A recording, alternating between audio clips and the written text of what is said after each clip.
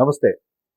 తెలంగాణలో global summit 2047కి అన్ని రంగాల వారిని కూడా తెలంగాణ ప్రభుత్వం, ముఖ్యంగా ముఖ్యమంత్రి రేవంత్ రెడ్డి గారు కానీ, ఉప ముఖ్యమంత్రి భట్టి విక్రమార్క గారు వాళ్ళ ప్రత్యేక బృందాలతో అందరికీ ఆహ్వానం పలకడం. పైపెచ్చు తెలంగాణ ఫ్యూచర్ సిటీకి సంబంధించి pharma, IT, AE, manufacturing, real estate వీటన్నిటితో పాటు ఇండస్ట్రీ, తెలుగు సినిమా ఇండస్ట్రీ కూడా భాగం అవ్వాలి.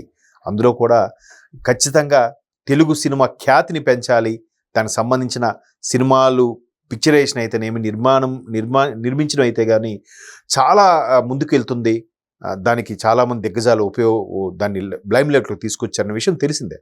అయితే నిన్న రేవంత్ రెడ్డి గారు ప్రముఖులు పిలవడం, అలాగే చిరంజీవి గారు అటెండ్ అవ్వడం, మరోవైపు బాలీవుడ్ ఇండస్ట్రీ, వివిధ భాషకు చెందిన ఇండస్ట్రీ వాళ్ళు కూడా ఇక్కడ ఆహ్వానించి హైదరాబాద్లో షూటింగ్స్ చేయండి, స్టూడియోలు కట్టండి, మీకు కావాలంటే ల్యాండ్ ఇస్తామని చెప్పడం. దానికి సంబంధించి అల్లు అరవింద్ గారు, సురేష్ బాబు గారు, అలాగే బాలీవుడ్ నుంచి రితేష్ కుమారు, అలాగే జెనిలియా వీళ్ళందరూ కూడా కార్యక్రమానికి హాజరయ్యారు. అయితే దీంట్లో భాగంగా అల్లు అరవింద్ గారు మాట్లాడిన వ్యాఖ్యల మీద చిన్న సోషల్ మీడియాలో రభస నడుస్తుంది. అంటే జనరల్గా సోషల్ మీడియా అంటేనే ఎవడేం మాట్లాడతాడో డైవేస్ పెట్టేద్దామా, దాని మీద గుద్దేద్దామా, తెగ వైరల్ చేసేద్దామని అనుకునే వాళ్ళగా. అయితే అల్లు అరవింద్ గారు మాట్లాడే కాన్సెప్ట్ ఏంటంటే ప్రొడ్యూసర్ చితికిపోతున్నాడు అనే కాన్సెప్ట్లో మాట్లాడారు. మేబీ అంటే నాకైతే అదే అర్థమైంది. ఇప్పుడు చిన్న చిన్న సినిమాలు కూడా తీసి హిట్ కొట్టచ్చు. లైక్ బలగం, కమిటీ కుర్రోలు, రీసెంట్గా లిటిల్ హార్ట్స్, ఆ తర్వాత రాజు వెడ్స్ రాంబాయి, మొన్నటి హిట్. ఇవన్నీ తెలుగు నేటివిటీకి అటు ఆంధ్ర కానీ ఇటు తెలంగాణ కానీ, ఇక్కడ తెలంగాణలో కానీ తెలంగాణ ఉండే గ్రామాల పట్టుకొమ్మల్లో ఏ విధమైన కల్చర్ ఉంటుందనేది బలగం చూపించింది, అలాగే రాజు వెడ్స్ రాంబాయి చూపించింది. అలాగే సిటీ కల్చర్లో ఎలా ఉంటుందనేది లిటిల్ హార్ట్స్ చూపిస్తే, కమిటీ కుర్రోలు లాంటి సినిమాలు ఆంధ్రాలో ఉండే, గోదావరి జిల్లాలో ఉండే కల్చరు, అక్కడ ఉండే స్నేహితులు, మనుషులకు స్వభావం ఎలా ఉంటే బాగా హిట్ కొట్టాయి, భయంకరమైన కలెక్షన్స్ వచ్చాయి. సో అటువంటి చిన్న సినిమాలు కూడా తీసి ఎక్కువ కాసుల వర్షం కురిపించవచ్చు అనేది ఆయన అభిప్రాయం. అయితే ఆయన మాట్లాడితే ఏమన్నారంటే, నేటివిటీకి తీసుకుంటూనే చిన్న సినిమాలు తీస్తూ ప్రేక్షకులకు దగ్గర అవ్వచ్చు, పెద్ద పెద్ద సినిమాలకు పోయి ప్రొడ్యూసర్ ఇబ్బంది పడే కన్నా అని చెప్తూ ఎగ్జాంపుల్గా కాంతారా, పుష్ప ప్రస్తావించారు. ఇక్కడ నెటిజన్స్ అందరూ డైవేస్ పెట్టారు. ఇప్పుడు కాంతారా ఉంది, కాంతారా చాప్టర్ 1కి మళ్ళీ బాగా ఖర్చు పెట్టారు రిషబ్ శెట్టి గారు. బట్ కాంతారా ఏ ఎక్స్పెక్టేషన్స్ లేకుండా వచ్చింది. అక్కడ కాంతారా అడవుల్లో పంజోలి అమ్మవారి యొక్క గ్రామ దేవతకు సంబంధించిన చిన్న స్టోరీని అల్లుకొని చాలా అద్భుతంగా తీశారు. భారీగా ఒక్క తెలుగులోనే 60 కోట్లు 65 కోట్లు కలెక్ట్ చేసిందంటే ఒక్క తెలుగులో, నేను చెప్పేది. సో అది ఓకే. మరి పుష్ప అలా కాదు కదా. ఆఖరికి గరికిపాటి లాంటి వారు కూడా ఎలా విమర్శించారంటే, వాస్తవం అంటే ఆయన విమర్శలో తప్పు అని అనట్లేదు. ఒక స్మగ్లర్ని, ఒక ఎర్ర దొంగని, ముఠా నాయకుడిని వాడిని హీరోగా చూపించడం ఏంటండి? అది ఏమైనా నేటివిటీ ఉన్న కథ కాదు కదా. పైగా మేబీ కలెక్ట్ చేస్తే చేసుండొచ్చు 1000 కోట్లు, తర్వాత 18 కోట్లు, బాహుబలి రికార్డు కూడా బ్రేక్ చేసి ఉండొచ్చు. బట్ చిన్న సినిమా అయితే కాదు, భారీ స్థాయిలో నిర్మించిన సినిమా. మేబీ తన తనయుడు సినిమా కాబట్టి ఫ్లోలో ఇంప్రెషన్ కొద్దీ చెప్పుండొచ్చు, అలా చెప్పాలి. అయితే ఈ మధ్యకాలంలో మీరు ఇంకోటి అబ్జర్వ్ చేస్తే, సినిమా చిన్నదా పెద్దదా అని చూడట్లేదు ప్రేక్షకులు కూడా. సినిమాలో దమ్ముందా, సినిమాలో స్టోరీ ఏంటి, ఆ 2-2.5 గంటలు మనం ఎంటర్టైన్ అవుతున్నామా లేదనే చూస్తున్నారు.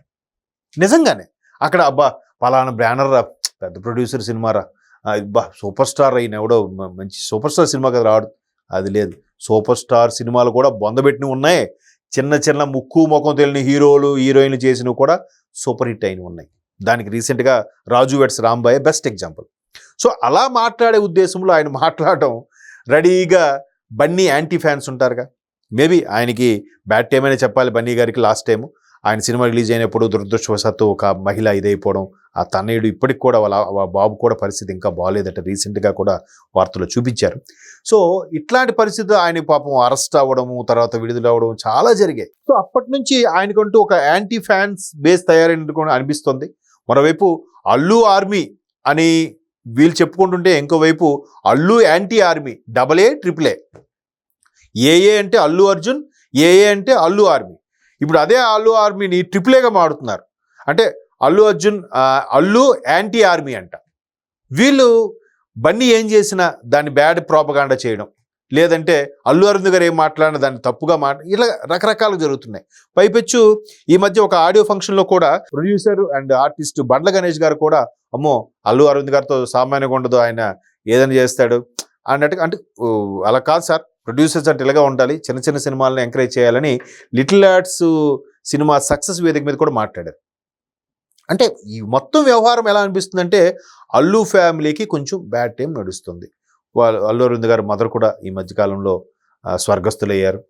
మరలా కొణిదెల ఫ్యామిలీ కలిసాయి, వీళ్ళ మధ్యన పొరపచ్చాలు లేవు, వీళ్ళందరూ ఒకటే అని విన్నప్పటికీ ఫ్యాన్ బేస్లో మాత్రం కోల్డ్ వార్ నడుస్తూనే ఉంది. ఎవడెక్కడ దొరుకుతాడా డైవేస్ పెట్టేద్దామా, వాడి మీద ట్రోల్ చేసేద్దామా, స్క్రోలింగ్లు వేసేద్దామా అనే చూస్తున్నారు. బట్ పుష్ప కాంతారకి పొంతన లేదు అనేది అక్కడ చెప్పే ప్రధాన ఉద్దేశం. మళ్ళీ కార్తికేయ అంటారా, అద్భుతం. అంటే ఆ స్థాయిలో బడ్జెట్ లేకపోయినా పాన్ ఇండియాని ఊపేసింది. అసలు బాలీవుడ్ ఇండస్ట్రీ అయితే కార్తికేయ 2కి అరే ఈ థాటు, ఈ కాన్సెప్ట్, ఇటువంటి సినిమాలు మన నార్త్ వాళ్ళు ఎందుకు తీయలేకపోతున్నారు, బాలీవుడ్లో ఎందుకు తీయలేకపోతున్నారు? పైగా ఆ కృష్ణుడి చరిత్ర కానీ రాముడి చరిత్ర కానీ ఇదంతా మన ఉత్తర భారతదేశంలో జరిగింది, ఉత్తర భారత నుంచి ఒక్క దర్శకుడు లేడా అని బాలీవుడ్ మీడియా అంతా కోడే కూసింది. బాలీవుడ్ మీడియా ఇంకోటి కూడా చేసింది తెలుసా అండి మీకు, బాలీవుడ్ని అంతటిని తొక్కేసి సౌత్ స్టార్స్ని లేపింది కూడా బాలీవుడ్ మీడియానే. ఎందుకంటే మన వాళ్ళు ఎక్కడికి వెళ్ళినా కూడా ఇట్లా చేతులు కొట్టుకొని లేదా ఒబీడియంట్గా ఎస్ ప్లీజ్ ఏంటి అని ఎంత రెస్పెక్ట్గా మాట్లాడడం. అదే బాలీవుడ్ అనుకోండి, కాల్ మీద కాల్ వేసుకొని లైట్గా యాటిట్యూడ్లో చూయింగ్ వేసుకొని క్యా బోలు అని ఎట్లా మాట్లాడడం వల్ల వాళ్ళకు ఒక యారగంటగాను యాటిట్యూడ్ ఉన్న హీరోలుగా చూశారు వాళ్ళు మీడియా అంతా. మన వాళ్ళు ఎప్పుడైతే అంత ఒబీడియంట్గా ఉన్నారో, అరే వీళ్ళు ఎంత సూపర్ స్టార్లు, ఎంత బ్యాక్గ్రౌండ్ ఉంది, పాన్ ఇండియా లెవెల్లో కాదు వరల్డ్ లెవెల్లో హిట్స్ కొడుతున్నారు, కలెక్షన్ సాధిస్తున్నారు, వీళ్ళకి అసలు ఈగోలే లేవే, వీళ్ళంతా చాలా డౌన్ టు ఎర్త్ ఉన్నారే.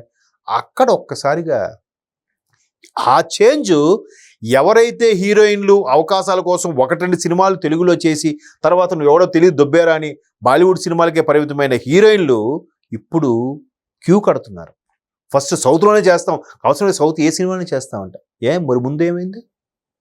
సో అది మన రేంజ్. అయితే టాపిక్ అటు వెళ్తుంది కానీ మొత్తం మీద అల్లు అరవింద్ గారు కంపారిజన్గా ఎగ్జాంపుల్కి ఏవో చెప్తే దాన్ని కూడా triple A Allu anti army అనేది పూర్తిగా రసాభాసగా మార్చేసే ప్రయత్నం చేస్తుంది. ఇప్పటికీ సోషల్ మీడియాలో వైరల్ అవుతుంది.